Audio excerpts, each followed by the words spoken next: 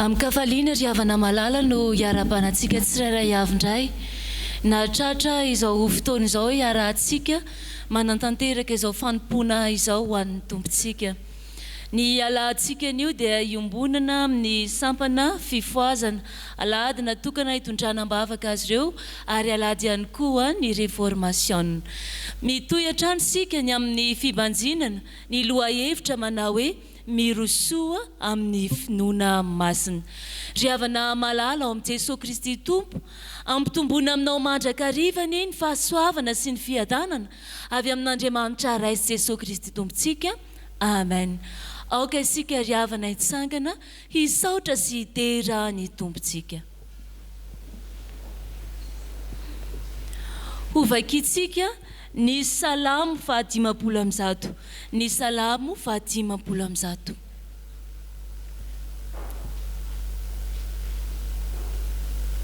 Iaraka manonona izany ary sika, miaraka amin'ny mpanao salamo manao hoe Alleluia.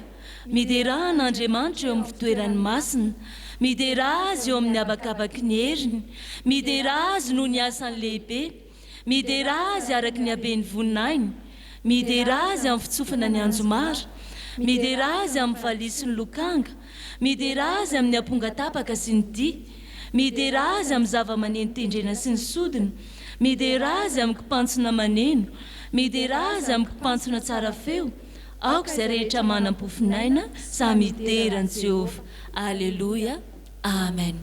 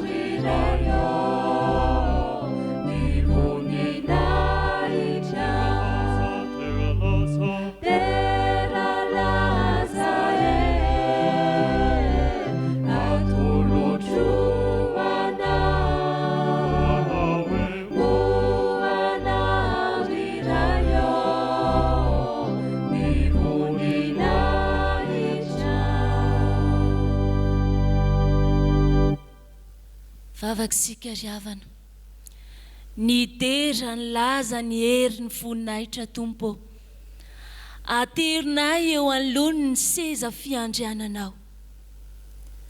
Andriamanitra lehibe ianao, Andriamanitra tsara ianao ka mihevitra sy mitantana ny fiainanay. Indrindra Andriamanitra maneho ny fitiavana anay tsirairay avy ka namonjy anay tao amin'ny Jesosy Kristy. Etona Tompo, dia feno fisaorana anao mandrakariva izay, noho ny habe ny ahasoavanao, noho ianao izay nitahiry anay ary efa nanisoa anay araky ny teninao sy ny fahamarinanao. Tompo malalo, raisy ho antitra manompofina eo anatrianao ny fanompom-panahy tanterahanay eto amin'izao tranonao izao anio. Enoa ny fivavakay, miandrandra indrindra izay, ilay fanahinao aminay tsirairay avy. Ko amin'ny anaran'i Jesosy Kristy, ilay Tompo velona avy any an-danitra, no anaovanay izany vavaka izany. Amen. Mialohan'ny hamakina ny soratra masina ataontsika ny hira voalahatra.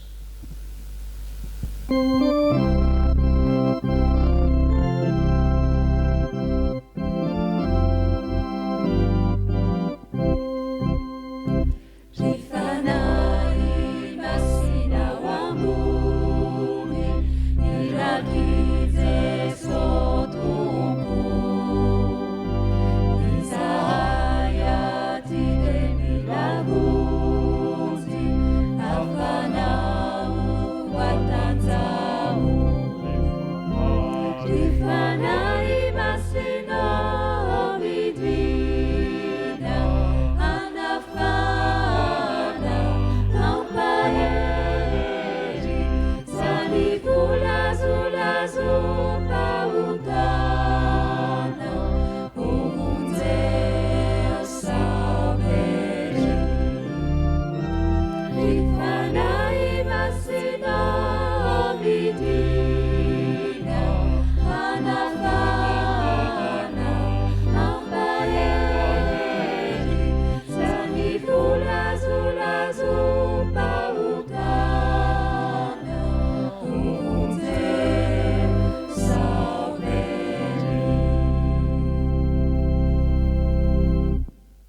Hivavaka isika. Andriamanitra rainay io, misaotra anao izay fa naniraka ny zanakao ianao hitondra teny fiainana famelombelomana ary teny fahampatanjahana ho an'ny fo amam-panahinay. Misaotra anao ihany koa izay Jesosy Kristy fa nomenao anay ny fanahinao masina hanavao anay hitari-dalana anay amin'ny fahatakarana ny sitraponao Andriamanitra tianao ho fiainanay. Misaotra fa ny asan'ny fanahinao masina no mampisy anay fiangonana tahaka izao ka mahatonga anay hanana ilay teny velona dia ny soratra masina izany izay manova sy mandresy lahatra ary ihany koa mampiorina sy mampandroso anay amin'ny finoana. Ankehitriny izay dia miandrandra anao fanahy masina ho aminay tsirairay avy mba hazonay mandray ho an'ny tenanay ny hafatra izay ambaran'ny mpanomponao anay anio. Ko amin'ny anaran'i Jesosy Kristy no hanaovanay ny vavakay. Amen. Mipetraka ny fiangonana. Andeha hamaky ny soratra masina isika ry havana. Fanekena taloha hitantsika amin'ny boky Isaia. Isaia 7 ny 1 ka hatramin'ny 7. Isaia 7 ny 1 ka hatramin'ny 7. Ho tohizana izany fanekena vaovao filazantsara ny Jesosy Kristy araka ny Jaona. Jaona 4 ny 1:7 ka hatramin'ny 7:50. Jaona 4 ny 1:7 ka hatramin'ny 7:50. Ho faranana izany amin'ny epistily ho an'ny Kolosiana 4 ny 1:7 ka hatramin'ny 7. Kolosiana 4 ny 1:7 ka hatramin'ny 1:7. Rehefa hita izany dia vakiana amin'ny anaran'i Jesosy manao hoe: ary tamin'ny andro ny ahaza zanak' Jotama, zanak' Ozia mpanjakan'ny Joda ny akaran'ny Rezina mpanjakan'ny Sirispeka, zanak' Remali mpanjakan'ny Israely hanafika an'i Jerosalema. Nefa tsy nahafaka azy izy. Dia nambaran'ny taranak'i Davida hoe: injao ny Siriana efa mitoby any amin'ny Efraima, ary nirondrona ny fony sy ny fon'ny vahoaka toy ny firondrona ny azo anala raha asiany rivotra. Ary hoy Jehovah tamin'ny Isaia: mivoay ianao sy Seara-Jazoba zanakao hitsena ny ahazo eo amin'ny faralakan-drano amin'ny kamory ambony, eo amin'ny lalambe makany amin'ny sahan'ny mpamotsy lamba, ka lazao aminy hoe: mitandrema ka aza taitaitra foana, aza matahotra ary aoka tsy ho ketraka ny fonao no reto tapapirohoroa mitonaka ireto. Dia ny firehetan'ny fahatezeran'ny Rezina sy Siri ary ny zanak' Remali. Satria efa nanao sainam-pididoza aminao Siri sy Efraima ary ny zanak' Remali ka nanao hoe: andeha isika hananika an'i Joda ka hamparaiky tahotra azy ary hanafaka azy ho antsika ka hanangana ny zanak' Tebeala ho amin'ny mpanjaka ao afovoany. Dia izao lazain'i Jehovah Tompo, tsy ho tanteraka izany ary tsy hisy izany. Fa ny lohan'ny Siri dia Damaskosy, ary lohan'ny Damaskosy dia Rezina, ary ao anatin'ny 500 taona dia ho ravan'ny Efraima ka tsy ho vanika firenena intsony. Ary ny lohan'ny Efraima dia Samaria, ary ny lohan'ny Samaria dia zanak' Remali. Raha tsy mety mino ianareo dia tsy ho tafatoetra. Ary tonga tany Kanan'ny Galilea indray Jesosy, dia tany amin'ilay nampidinin-drano divay, ary nisy sadapa anankiray izay nanana zanak'alana rary tao Kapernaoma. Ary rehefa reny fa Jesosy efa tonga tany Galilea avy tany Jodia, dia nakany aminy izy ka nangataka azy mba hidina sy hasitrana ny zanany satria efa ho faty izy. Dia hoy Jesosy taminy: raha tsy mahita famantarana sy fahagagana ianareo dia tsy mba hetihiny mihitsy.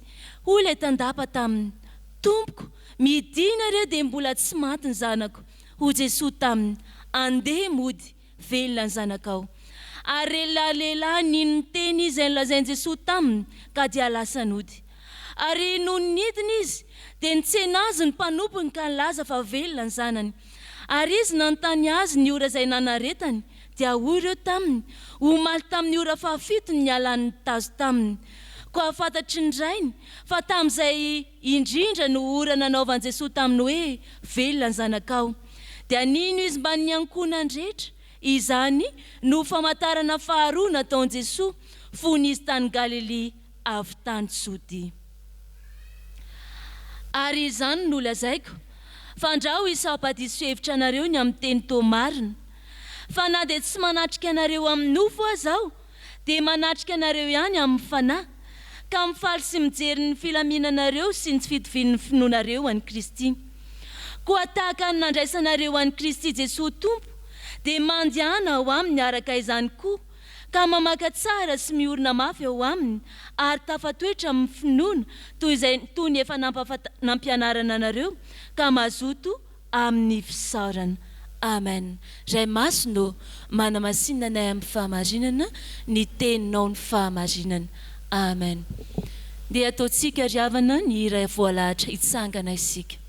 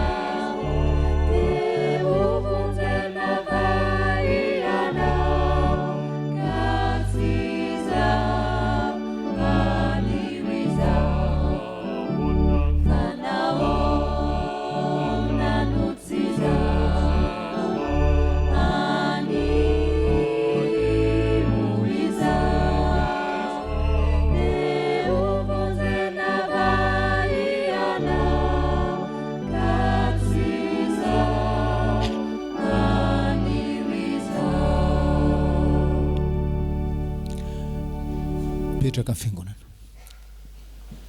Favaka isika ry havana. Misaotra ray malalo ny amin'ny fitiavanao anay zanakao, ka mahatonga anao hitaona anay hiroso ho amin'ny finoana masina, dia ilay finoana marina, ilay finoana mampititra any an-danitra, satria tsy tianao hisovery zahay. Misaotra ray malalo, misaotra anao izay. Misaotra ny amin'ny teny efa namoazanao anay ho amin'izany, ary mbola miteny ianao androany araka ny ranay teo, aza velan-dalo fotsiny izay teny ho renesinay, aza velan-dalo izao fotoana mbola hiandrasanao anay hanapa-kevitra mazava hiroso amin'izany finoana masina zany. Toka ny fanahy masina hitarika, oka ny fanahy masina hanafana, oka ny fanahy masina hampionina sy hampirisika. Zany no vavaka ataonay amin'ny anaran'i Jesosy. Amen. Toriteny ho an'ny raim-pianakaviana, toriteny androany ry havana. Ny dikan'izany dia hoe toriteny ho antsika lehilahy. Fa na ho antsika lehilahy zany toriteny, dia eo nareo vehivavy, vady, zanaka, ray tapo, maheno le toriteny.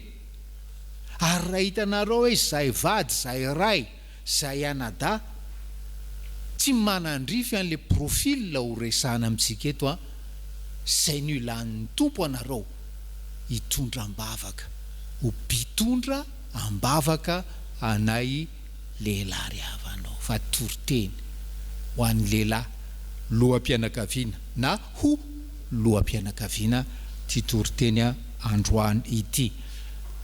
Dia azo fintinina tahak'izao hoe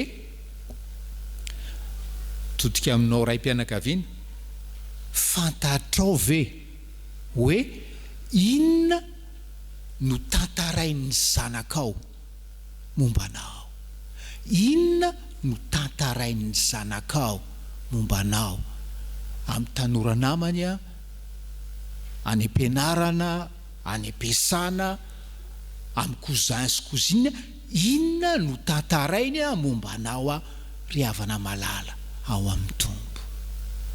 Misaotra ny tompony amin'le ohatra telo, raim-pianakaviana telo ao amin'ny perikopy androana, izay no akantsika lesona hijerevantsika toy ny mijery fitaratra ry havanao.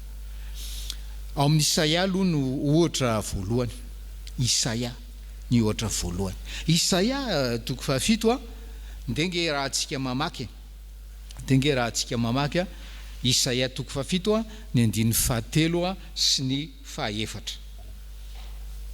Amin'ny anaran'i Jesosy, ary hoy Jehova tamin'ny Isaia, mivoay ianao sy Seara Jasoba zanakao, hitsena any Ahaza eo amin'ny farany lakan-drano, amin'ny Kamory ambony, eo amin'ny lalambe makany amin'ny sahan'ny mpamotsy lamba, ka lazao aminy hoe mitandrema ka aza taitaitra foana, aza matahotra ary eo ka tsy ho ketraka ny fonao, no ireto tapapiroana roa midonaka ireto.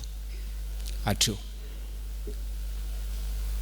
mety ny teny zao zanak'Isaia io hoe Seara Jasoba io, zanak'Isaia io zany, hoe asa raha tadidinareo tamin'ny fotoanany Ahaza mpanjakany Joda, asa raha tadidinareo fa ny mpanjakany Siria, le Siria amin'izao fotoana io, sy ny mpanjakany Israely, firenena tany varatra, Joda moa zany any atsimo, nioko reo nanao complot reo hanonga mpanjakana any Ahaza, de hoe anetraka ametraka zany hoe tabeala zany ho mpanjaka, complot angaretona atopoko. Tantara zany le zanaky Isaia. De teo ry zareo ny lazaiko anareo niaraka tamin'ny dadanay ako, satria hitako ny tenenan Jehova tamin'ny dadanay, nampitondrainy Jehova afatra ho Ahaza, zany araka tamin'ny dadanay, mpanompon'Andriamanitra voiraka. Ary tena hitako mihitsy hoe no nahitany Ahaza zay, no nahitany zava-nisy, tena io mihitsy le hoe situation sans issue. Io hitako niaraka tamin'ny dadanay io. Anaova Siria sy Israely angaretona Joda, tena kely sy lehibe, maro anisa Siria sy Israely. Ary situation sans issue, situation tena hoe nataony Siria sy Israely aparaiky tahotra any Ahaza sy Joda. Ary zao zanak'Isaia dadanay zao, no vavolombelony teny fampanantenana meny Jehova eo amin'ny andininy fahafito hoe dia zao ny lazain'ny tompo, tsy ho tanteraka izany fanonganam-panjakana zany. Afaka miteny zao hoe zanak'Isaia hoe zany situation impossible zany, tsy tamin'ny Mosesy nandeha hanapaka ny ranomasina mena ihany, tsy tamin'ny Davida andeha hiady amin'ny Goliata ihany, sy tany Kafa, fa tena hitako mihitsy zany niaraka tamin'ny dadanay. Afaka miteny izany ve ny zanako ry havana, za sy ny dadanay tena nahita ny tanan'i Jehova, nandre ny feon'i Jehova tanaty situation sans issue. Ary nampanantena hoe tsy ho tanteraka io fanonganam-panjakana io. Ary za zao nahita ny dadanay tena hoe solombavan'i Jehova, ny teny tamin'ny Ahaza sy ny Joda hoe aza taitaitra foana, aza matahotra, aza ketraka. Isaia no miteny an'izany. Fa eo anilany eo nge le zanany mandreny zany lesona volamena zany, ary de mandray an'izany, tsy lesona katekisme zany, zavatra iaina zany, souvenir volamena ho an'ny zanak'Isaia zany. Zany fe mba tantarain'ny zanakao aminao ry havanao, amin'ny namany ry havanao, zay le izy. ary tsy ho tanteraka zany fanogana-panjakana zany. Fa dia nisy lesona koa izy ny zanak'Isaia ny anarako eo amin'ny 5:7 eo hoe raha tsy mety mino ianareo dia tsy ho tafatoetra, raha tsy mety mino, raha tsy mahatoky ny tenin'Andriamanitra, aladin'ny réformation'Androany, ekenao ho marina ve io tenin'Andriamanitra omeny anao io ninona circonstance mpiainanao. Fa raha tsy mino ianao tsy ho tafatoetra. Le tafatoetra dia hoe ho affermi.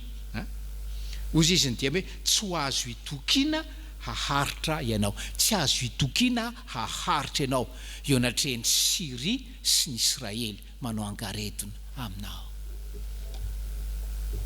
Enganery havana ny zanakitsika mba hoe mahita atsika, mahita fotsiny enganeny zanakitsika satria miaraka amintsika amin'izay mission ampanaovan'ny tompo atsika, dia tena mahita n'izany hoe Andriamanitra tena mamonjy amin'ny situation impossible zany, ary tena lesom-piainana goavana be zany.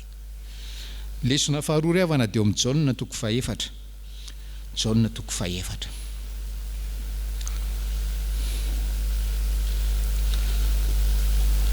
Ao a Kapernaoma no mitranga ny tantara. Vakitsika ankeny Jaona 4:7. Jaona 4:7.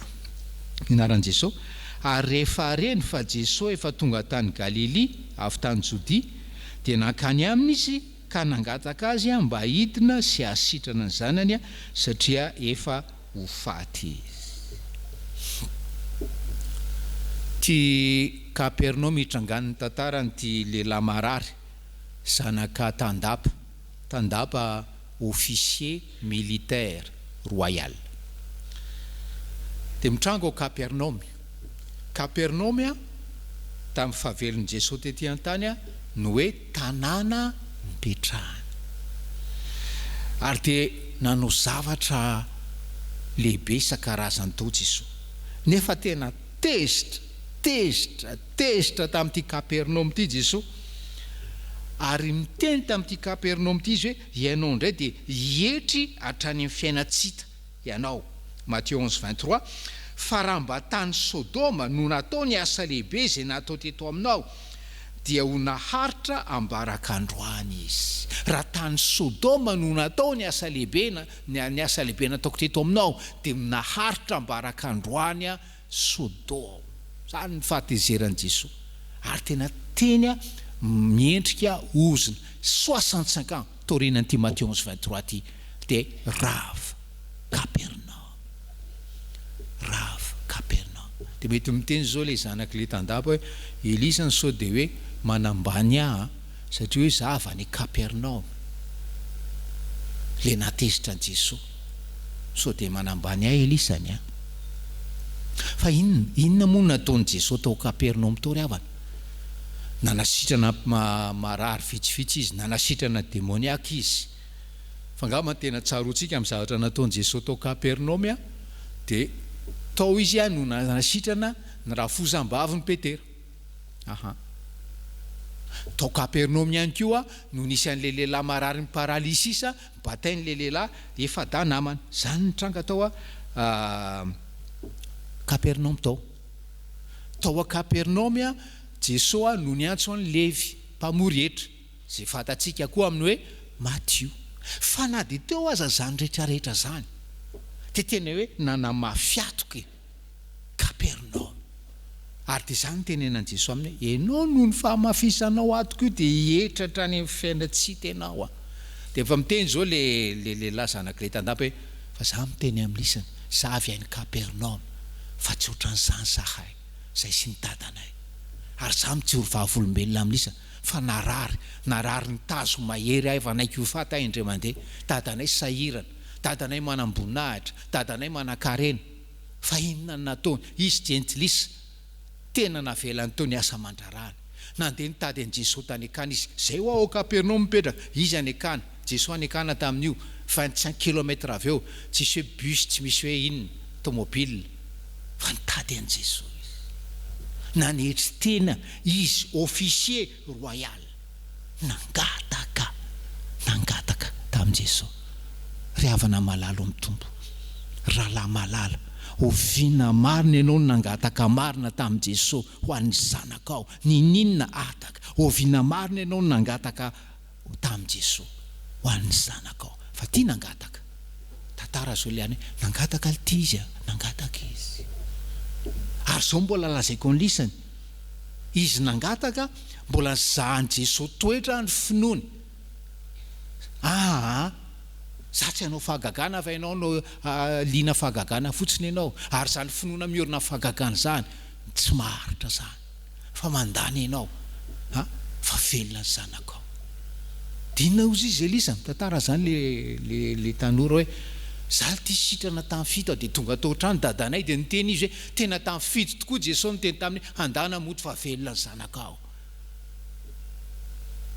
Finoana omban'ny fakatoava, finoana omban'ny fakatoava. Raha tsy nankado ty tandapy ty tsy ho sitrana ny zanany, raha tsy nankado ty tandapy ty tsy ho afa-pahoriana zany. Ary zany ry havana mazava-dehibe ny ty hoe fakatoavany ty, tsy fakatoavany Kapernaum naringana ny tanàna. Raha tsy nankado le loham-pianakaviana dia ty randoza ny zanany. Ary misaotra ny tompony azahoantsika amin'ny fahampatsiahana zany amin'izao alatin'ny réformation zao. Namoazan'ny tompo reo mpanitsy fivavahana ny amin'ny toerana voalohany tokony hanana amin'ny baiboly, fa tsy hoe baiboly vakina fa baiboly ianarana, ary indrindrindrindra baiboly ankatoavany. Ary io lohantsika io mokon-dohantsika io manohitra, mihodina, tsy makato, miainga amin'ny tsy fakatoavana tenin'Andriamanitra, miely amin'ny lafim-piainantsika rehetra. Tsy aso ny ankonany io ry havana, tsy aso ankonany io. Ny ohatra fahatelo farany teo amin'ny Kolosianina ry havana, Kolosianina toko faharoa. Nde iarahantsika mamaky ny toko fahadimy, Kolosianina toko faharoa ny andininy fahadimy amin'ny anaran'i Jesosy. Fa na dia tsy manatrika anareo amin'ny nofo azaho, dia manatrika anareo ihany amin'ny fanahy. Hatreo, fa na dia tsy manatrika anareo amin'ny nofo azaho, dia manatrika anareo ihany amin'ny fanahy. Afaka miteny ve ny zanakao hoe dadanay matetika tsy ao no ny asa mandrara, dadanay mamita iraka ny faritany ka tsy ao an-trano matetika. Saingy zao zavatra fantatro momba ny dadanay dia hoe na tsy manatrika anay zanany fa dia manjanany amin'ny nofo azy izy, dia manatrika anay ihany amin'ny fanahy, manatrika anay ihany dadanay amin'ny fanahy. Afaka miteny azamby ny zanako ry havana, sambatra ianao.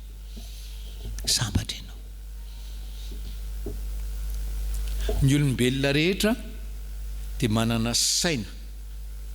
Le saina moa afaka voaka an'le vatana. Dia mandeha any Chine, mandeha any Paris, mandeha any mitokantranontsika any, dia antsika metrehitra ao an-trano zao raikitra noho ny tsy fahasalamana le havanay ohatra zao na ohatra zao etsetra.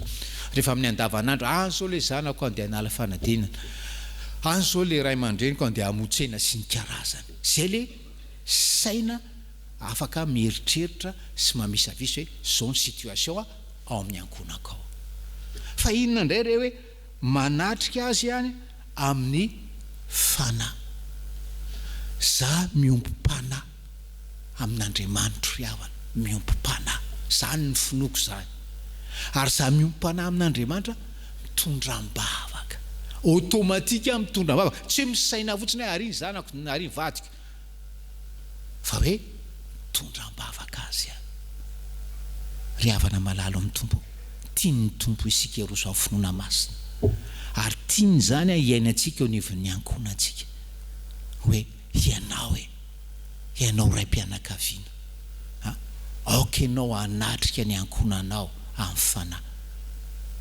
Bon, eo aloha misy problème any amin'ny raim-pianakaviana maro. Be dia be ny raim-pianakaviana hoe te hiseho lehilahy ary tsy lehilahy raha tsy hoe miseho sahirana, tsy manam-potoana lava, tsy mety zany havanao. Tsy raim-pianakaviana manana finoana masina zany. Amboariny fotoananao. Fa eto ohatra ny Paoly zao manoratra amin'ny Kolosiana izy, manoratra amin'ny Korintiana izy, manoratra amin'ireo fiangonana rehetra izay nifonon'ireo mahatsiaro anareo, manatrika anareo ampanariavana. Misy mpanompon'Andriamanitra zay ny tantara mijoro vavolombelona. Zaho izy commercial ny asako. Ary ao amin'ilay société anay dia mandeha zay izy. Ny zavatra hitako maditra ny akamaroan'ilay commerce io. Satria mandeha matetika ary mandeha rera ny faritany any. Dia tratra ny fakapana. Fa ny ao izy mba hijoroko vavolombelona zavatra madinika. Rehefa tonga amin'ny chambre d'hôtel koa izy misy télé eo. Systématiquement asiko sary ny vady aman-janako eo ambony télé eo. Dotra ny olona rehetra mba mijery télé kely. Fa sady mijery télé mahita ny sary ny vady aman-janako. Mahita ny sary ny vady aman-janako dia tena hoe ampiasain'ny tompo io hisakana ny eritreritro. Tsy anitatra dia hivoaka ny chambre. Dia etiko ambavaka ny ankonako. Tsy commercial daholo isika menakavy havana. Fa ny zavatra azo atoro antsika, atokony ataontsika dia izao. Raha tena hoe ny antony tafasaraka ianao sy ny ankonanao, tapaony hevitra iona amin'ny fanahy, manodidina seza fiandrianam-pahasoavana ny tomponao. Mipetraka ambony seza fiandrianam-pahasoavana izy. Fandamina, fabresa, isaky ny afiritsika manao an'izany, isaky ny afito, isaky ny avalo, isaky ny avalo sasany, ka naiza misy atsika reto, papa, maman sy ny ankizy. Dia miona manatrika ny seza fiandrianam-pahasoavana isakariva, ary toy ny fanatrika amin'ny fanahy, na dia hoe fanalava toerana azy. Ary sambaritsika ry havana, raha zany ny zarain'ny zanakitsika any amin'ny namany any, ho aminareo fahasoavan'ny tompo. Amen.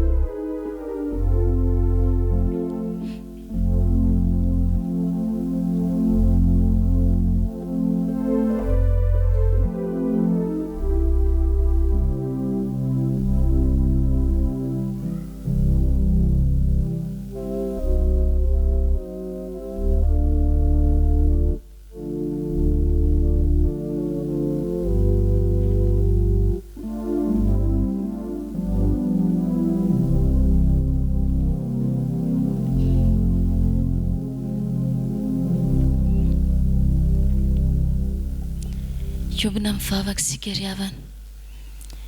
Ry Andriamanitra tomponay io, misaotra anao izay fa tiatianay tokoa ianao. Asehonao mandrakariva ny fitiavanao ka mananatra anay ianao, ary mamerina ny teninao ihany koa aty anatinay aty. Ary indrindra ankehitriny dia mbola velominao ny finoanay, ary ampirisinao izay hanahaka ireto mpanomponao izay nanana finoana tao anatiny ka sanjoro vavolombelona teo anatrihan'ny zanaka, ny amin'ny fahatsaranao, ny amin'ny fahasahinany noho ny amin'ny fandraisana ny teninao, ary noho ny fijoroana vavolombelona ihany koa ny amin'izay efa ndrenesina taminao Tompo Andriamanitray. Kehitriny izay dia misaotra ny amin'ny modely tsara indrindra izay azonay avy aminao Jesosy Kristy ilay ohatra feno ny amin'izany finoana izany. Fa misaotra ihany koa izay noho ny amin'ny ireto mpanompona ao Andriamanitra reto dia Isaia zany, izay nanana fahasahiana nitarika ny zanany mba hanana fahasahiana mijoro eo anatrehan'ny ady izay tsy maintsy lalovana, na dia misy ary ny fiaroaroan'ny Satana hamely sy handringana ny firenena izay nandrahanao amin'izany mpanomponao izany. Misaotra Tompo fa ianao ny azona azy ka nahatonga azy ho tafatoetra ny amin'ny finoana ary asehony aminay ihany koa izany amin'izao andro ankehitriny izao. Misaotra ihany koa Tompo ny amin'ilay tandapa izay naneho modely tsara ho anay ny amin'ny fiainam-pankatoavana ny amin'izany fanarahana ny teninao Jesosy Kristy izany. Tompo malalo, indreto izay maniry indrindra mba ho tahaka izany, mba ho mpiaino-pankatoa tsy hamitaka ny tenanay ny amin'ny resaka finoana fa tena ho velon'ny fankatoavana anao Andriamanitra.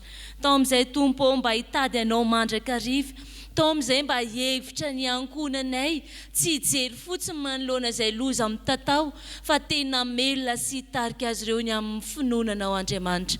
Misaotra izay noho ny amin'ny Paoly apôstolinao Kristy sa nijoro vavolombelon'ny fahatsaranao tamin'ireto zanany am-panahy.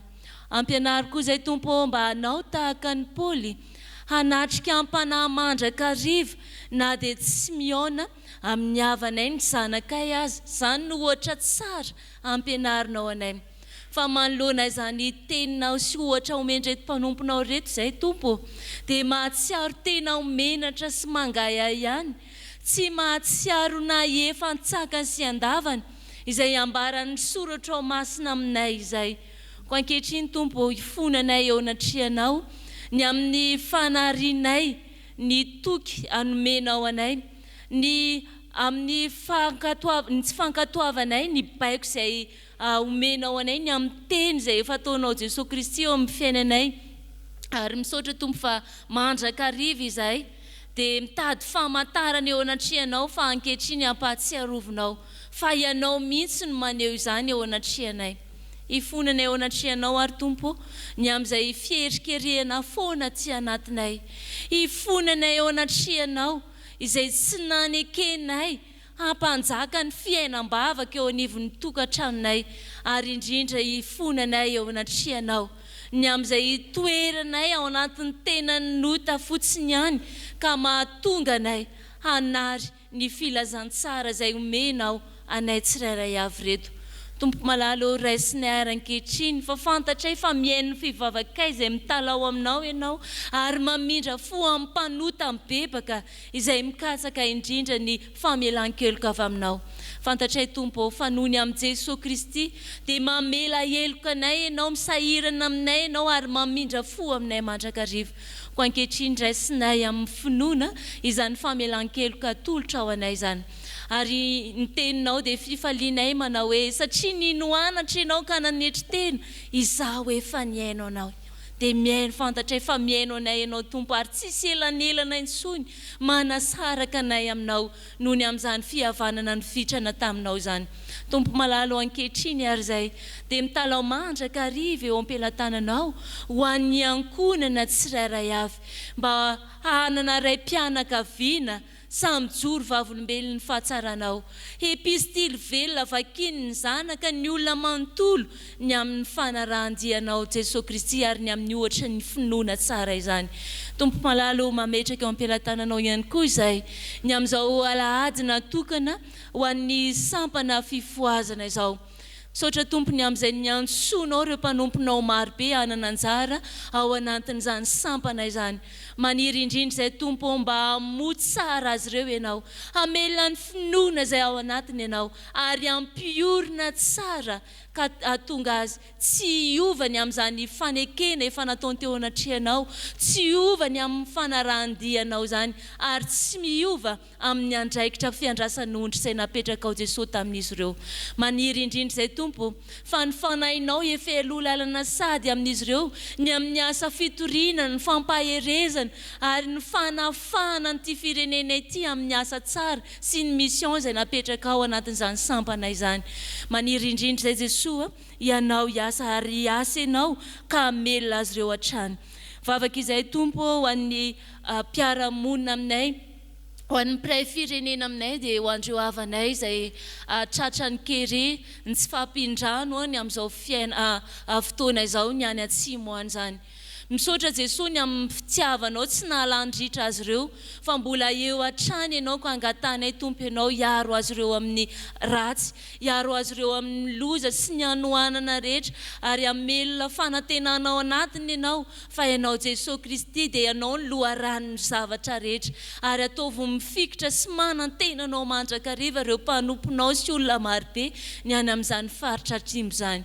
Mangataka koa izay tompo aminay reto mba hitondram-bavaka azy ireo hatrany ary ihany koa hanohana an'izy ireo amin'ny lafiny rehetra mba ho tena hijoroanay vavolombelona mahatoky, hijoroanay vavolombelonao Jesosy Kristy ny amin'ny androm-piainanay rehetra. Apetraka eo am-pelantananao tompo ny mahasoanay indrindra izao fiangonana izao, apetraka eo am-pelantananao ny tompona andraikitra isan'ambaratonga mba ho tena hiroso amin'ny finoana ary hitarika mpanompo maro ho amin'izany finoana marina anao Jesosy Kristy izany. Dia ampinoana ihany koa tompo no ametrahanay ny asa rehetra eo am-pelantananao. Ankehitriny ary izay iombina amin'ilay vavaka nampianarinao anay manao hoe Zainay izay ny an-danitra ho amasinina ny naranao, ho tonga ny fanjakanao, atao ny sitraponao ety an-tany tahaka ny any an-danitra. Meonay izay nasazy ao anay ary mamelany elokay tahaka namelanay izay meloka taminay. Aza mitondra anay amin'ny fakapana, manafahany amin'ny ratsy, anao fanjakana sy ny hery ary voninahitra mandrakizay. Amen. Ry havana malala, andeha ary sika hiaraka anaiky sy hanambara ny finoantsika eo anatrihan'Andriamanitra. Ny fanekem-pinoana laharana faharoa no andeha ho ataontsika. Fanekem-pinoana laharana faharoa. Hiaraka mitsangana sika ry havana.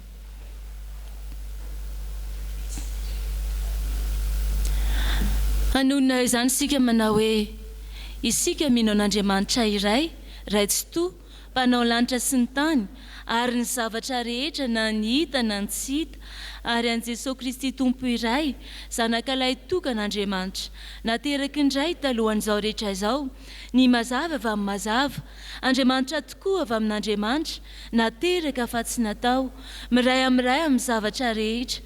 Izy nahariana izao tontolo izao, noho ny amintsika olombelona, sady ho famonjenantsika, dia nidina avy tany an-danitra izy, ary nataony fanahy masina nofa avy tamin'ny Maria Virjiny, dia tonga olona izy.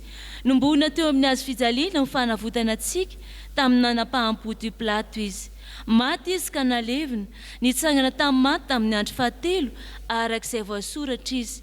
Niakatra ho any an-danitra izy, ary mipetraka tanakavanana indray, avy any ny oviany indray amin'ny voninahitra, hitsara ny velona sy ny maty, ary mandrakizay ny fanjakany. Isika mino ny fanahy masina, tompo sady mpanome aina, izay avy amin'ny ray sy ny zanaka, ka hitsahona sy hankalazaina miaraka amin'ny ray sy ny zanaka. Izy dia niteny tamin'ny vava amin'ny mpaminany. Isika mino ny fiangonana iray, masina, miorina amin'ny fanambaran'ny apôstôly ary manerana izao tontolo izao. Isika manaiky ny batisa iray ho famelan-keloko sady manantena ny fitsanganany maty ary ny fiainana mandrakizay. Amen.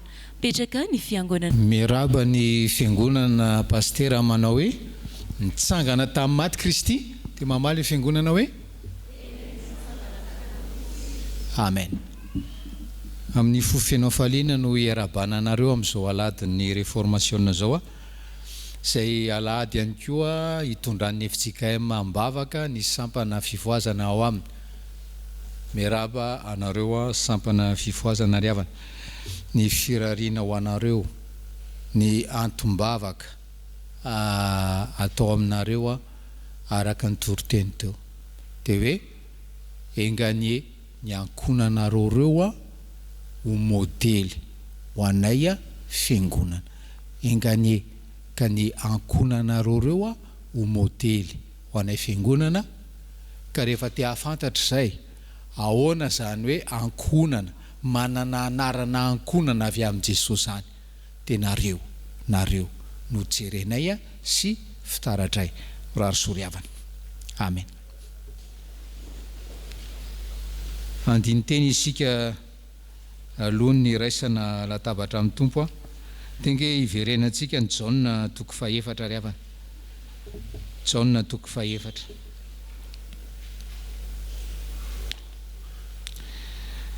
Ny andininy fa 7:20.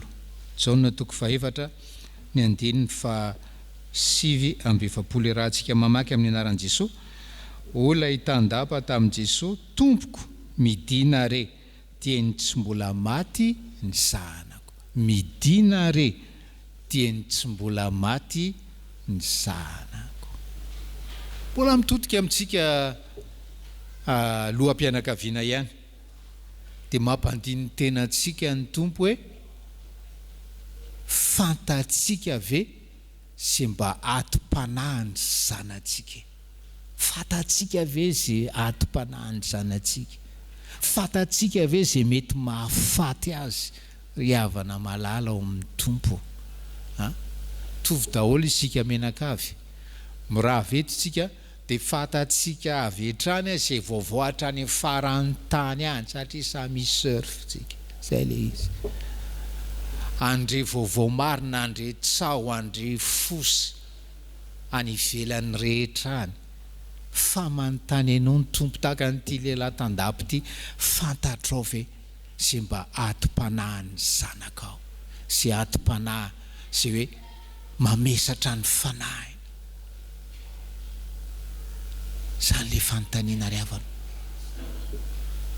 Ary arak'ile teny teo, sao dia tsy manam-pitiavana ny ankonantsika, sao dia tsy manam-potoana ho an'ny ankonantsika rehefa tsy manam-pitiavana ho azy. So sika lehilahy tena hoe sahirana, sarotra tonina, tsy ahita rainana, tsy ahizaraina zay tena hoe manavesatra ny fo. Tsy ray mpianakaviana manana finoana masina izany ry havanao. Fa sain'ny tompo mandiny tena amin'izany isika, mba fantaro re ny atom-panahiny io zanakao io. Dia tahaka n'ity lehilahy tandapy ity, iento eo amin'ny tompo, angatao famonjena, angatao fanasitranana avy amin'ny tompo. Zay no afatra ho antsika. Ary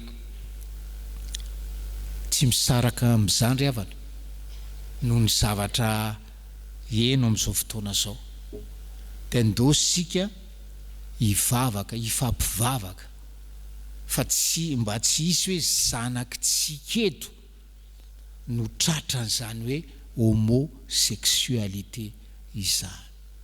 Tena mampivarahontsana ry havana ny fanambarana nataon'ny papa filoam-piangonana, nataony ampabe-maso, nataony horentany aman-danitra hoe manaiky izy ny union civile ny homosexualité.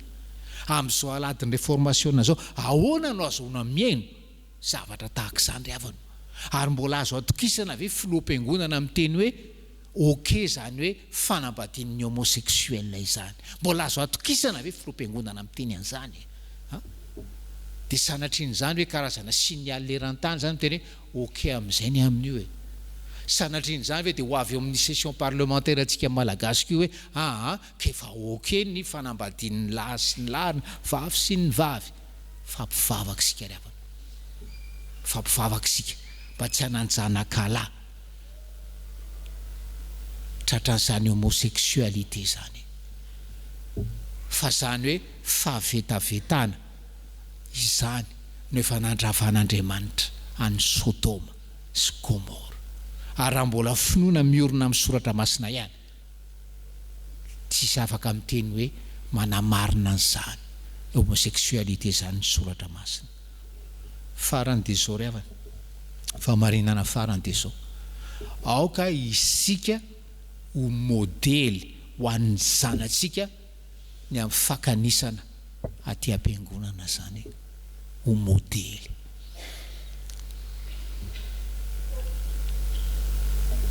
Misy ohatra nampiasain'ny président ami zay indray mandeha, mampieritreritra izy. Misy ozy izy kristianina, azo lazainy kristianina mangahazo, tsy fantatra ro aty andrenivohitra zany ozy izy, fa zay tany ambanivohitra no mahafantatra an'izany. ianao izy izy raha mamboly mangazo ka apetrako amin'ny parcelle numéro 1 fertile, dia ny semaine 2 alainao akisako ao amin'ny parcelle anankiray fertile, semaine 3 parcelle fertile, semaine 4 parcelle fertile. Tsisy mangazo ho azonao zany ao izy izy, diso-hevitra ianao. Ohatran'izany isika kristianina ry havana, diso-hevitra isika ry havana, teny hoe zay indray dia tsy miraty mihitsy fa rehefa alahady voalohany na rehefa alahady faharoa zay tsy maintsy eo isotry fitiavana, fa ny alahady hafa zay, ny faharoa zay dia any amin'ny zanakam-pelezan'ny vadiko, fahatelo zay dia any amin'ny zanakam-pelezan'ny ray aman-dreniko. Tsy ry havana, tsy.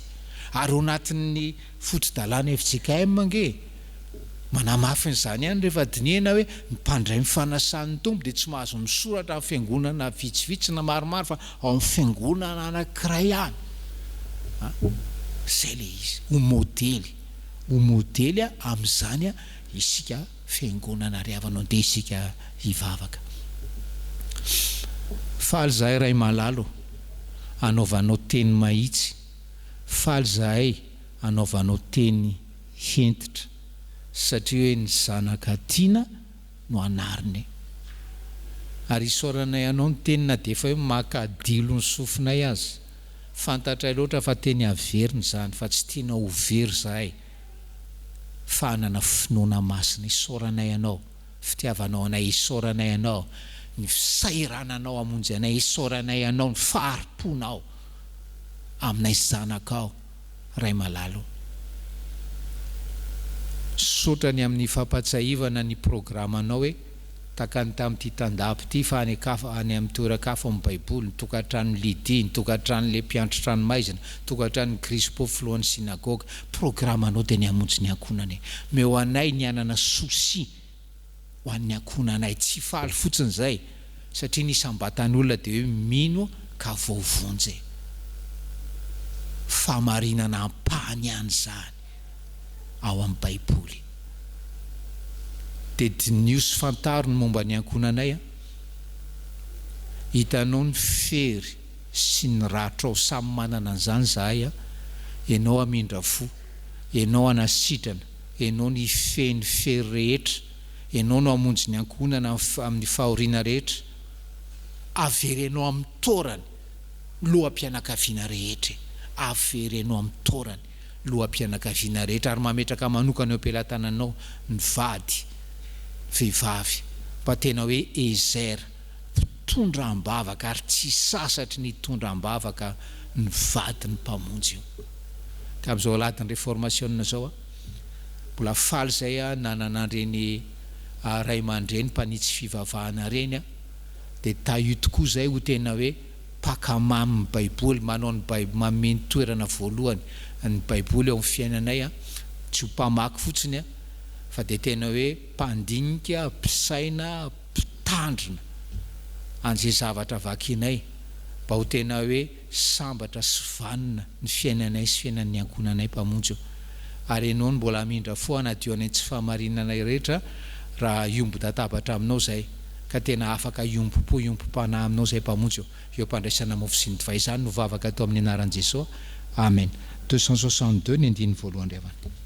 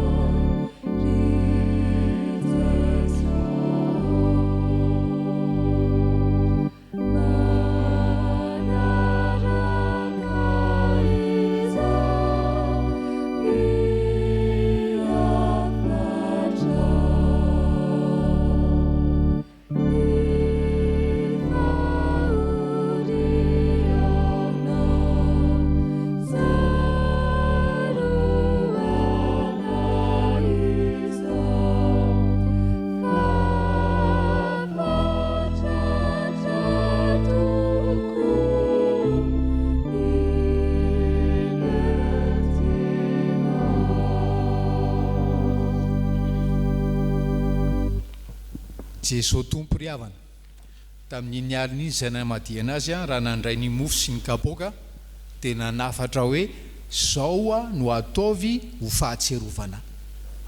dia tena fofeno hafaliana ry havana no anatanterantsika zany hafan'izany amin'izao atoandro zao, ary dia mivelatra manoloana antsika ny fanasan'ny tompo izay manambara ny fahasoavan'Andriamanitra sy ny fanatrehan'ny tompo amin'ny fomba hita maso sy azo tsapahitana. Koa andeha isika ry havana mbola hiara hitsangana hanandratra eo amin'ny tompo ny fontsika. Ny antema voalohany no hiterantsika azy.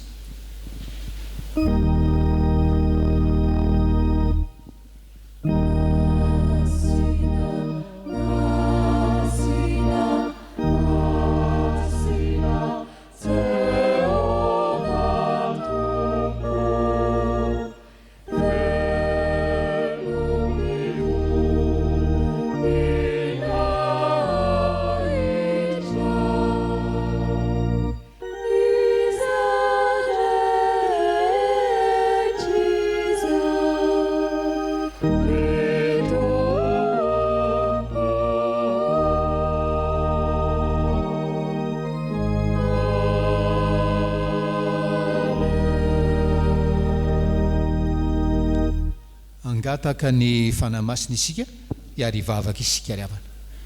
Ry tompo ray any an-danitro, aoka hiasa ny fanahinao masina hamasiny ny mofo mba hanambara ny tenan'i Jesosy Kristy, hamasiny ny kapoka mba hanambara ny rahan'i Jesosy Kristy tomponay.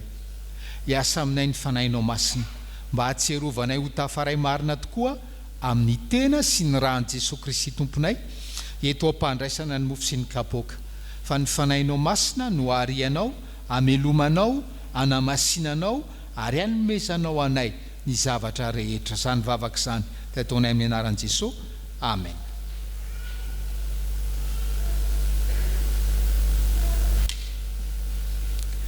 Ny mofo izay vakintsika dia firaisana amin'ny tenan'i Jesosy Kristy tompontsika izay novakiana ho antsika.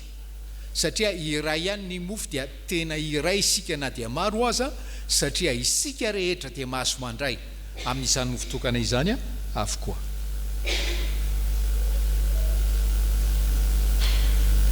Ny kapoky ny fisaorana izay isaorantsika dia firaisana amin'ny rahan'i Jesosy Kristy tompontsika, ny raha ny fanekena vaovao izay nalatsaka ho antsika.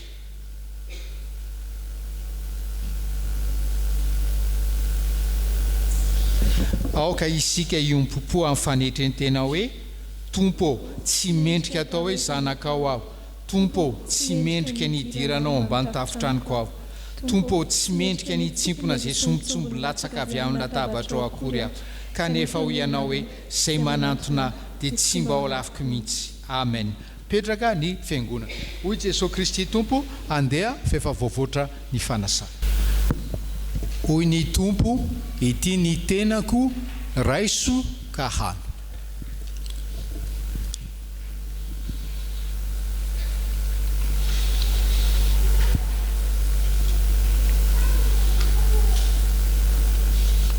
Amen. Hoy ihany ny tompo, ity ny rako, raiso ka misotroa.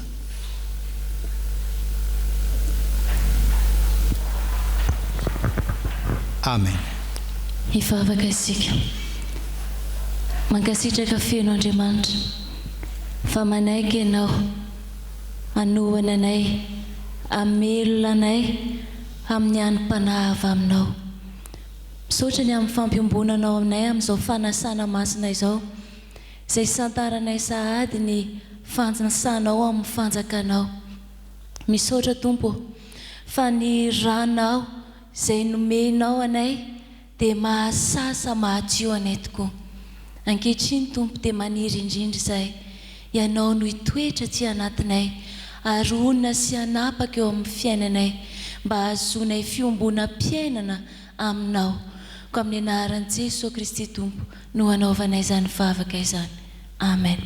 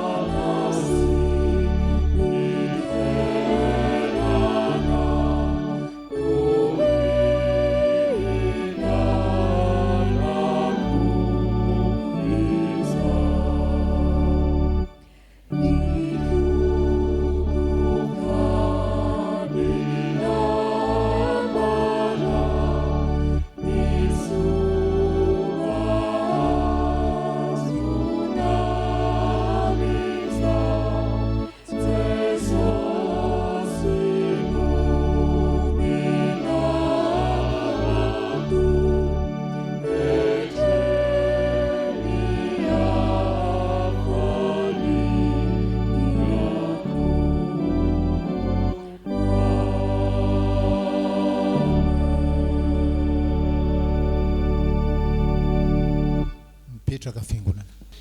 Misaotra an'Andriamanitra isika ry havana no ny azahoantsika mamarana zao Fanompoam-Pivavahana izao amin'ny firana fanampiny ny hira fa 4 amby 512 alohan'ny tsodrano ny 12 aorian'ny tsodrano mitsangansika manao zany hira zany ry havana.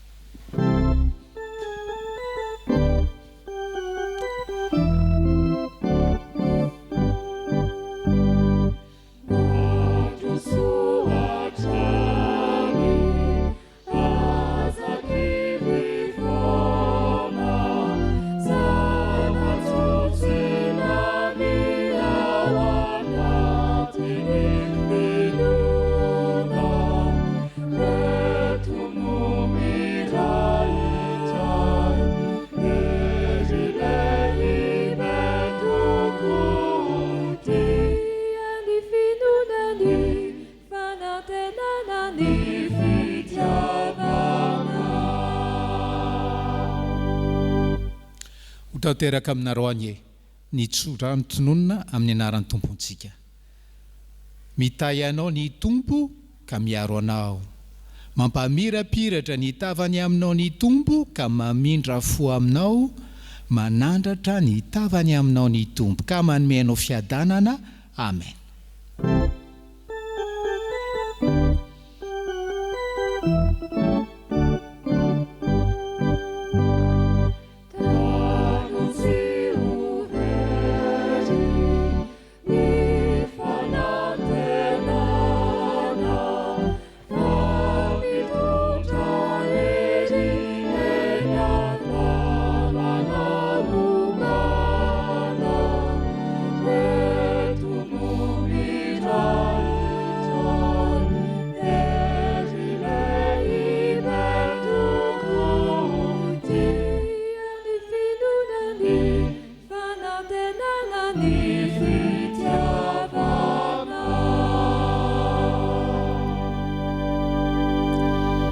Mipetraka ny fiangonana miara-mivavaka mangina isika mbola misaotra an'Andriamanitra ry havana.